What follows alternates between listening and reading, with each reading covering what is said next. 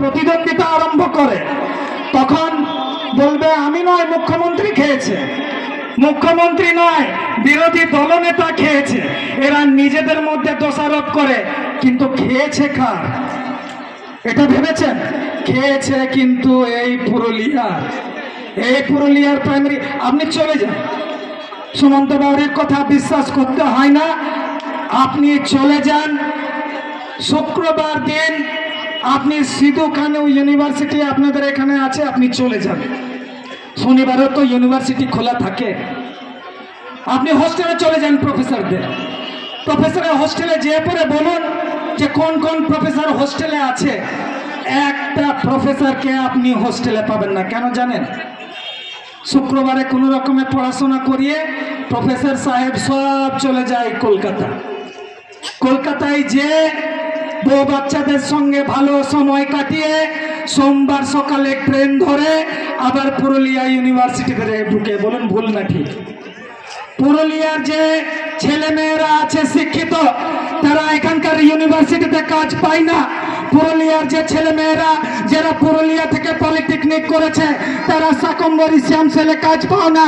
পুরুলিয়াতে যারা ITI করেছে, তারা পুরুলিয়াতে কাজ পায় না। আর আমাদের মতো সংগঠন যারা বলে যে বাউরি সমাজ জিন্দাবাদ বলে মানুষকে কোথায় ঠকানো হচ্ছে, সেই ঠকানোর জায়গাগুলো যখন আমরা ধরে নিই তখন আমাদেরকে বলবে বিচ্ছিন্নতাবাদী, তখন বলবে এরা অ্যান্টি পুলিশ, তখন এরা বলবে যে অ্যান্টি ন্যাশনালিস্ট। আরে 15 আগস্টে ডিজে বাজায় আমরা যত নাচি, তোরা নাচিস না। যখন স্বাধীনতা দিবস আসে তখন বাউরি, ডম, হাঁড়ি, মুচি তারা যতটা উৎসব পালন করে তোরা করিস না।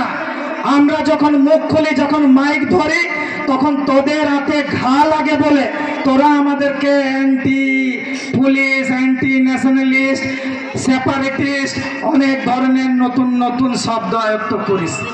তাই তো পুরুলিয়ার যারা আছে বারবার বলছি, দয়াময় বাউরির হাতকে শক্ত করুন, মজবুত করুন। এবং শুধু বাউরি সমাজ না, পুরুলিয়া যদি পিছিয়ে আছে তাকে সামনে আনার দায়িত্ব শুধু বাউরি সমাজের নয়।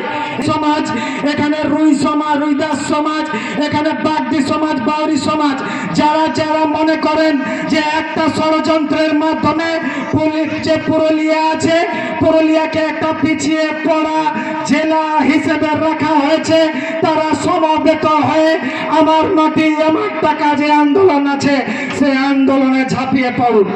আমি বলছি যে শিক্ষা আনে চেতনা, চেতনা আনে বিপ্লব, আর বিপ্লব আনে পরিবর্তন।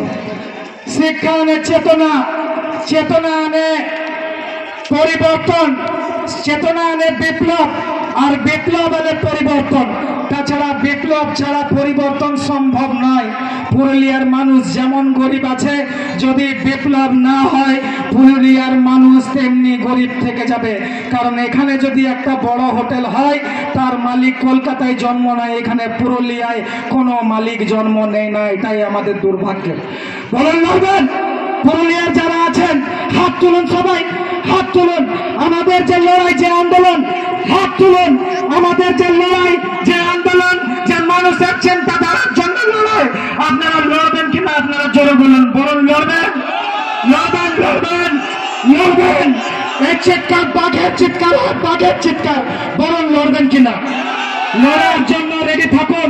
আর আমার সাথে বলুন বাউরি সমাজ জিন্দাবাদ, বাউরি সমাজ জিন্দাবাদ, ডন সমাজ জিন্দাবাদ, হাড়ি সমাজ জিন্দাবাদ, মুচি সমাজ জিন্দাবাদ, রুইদাস সমাজ জিন্দাবাদ।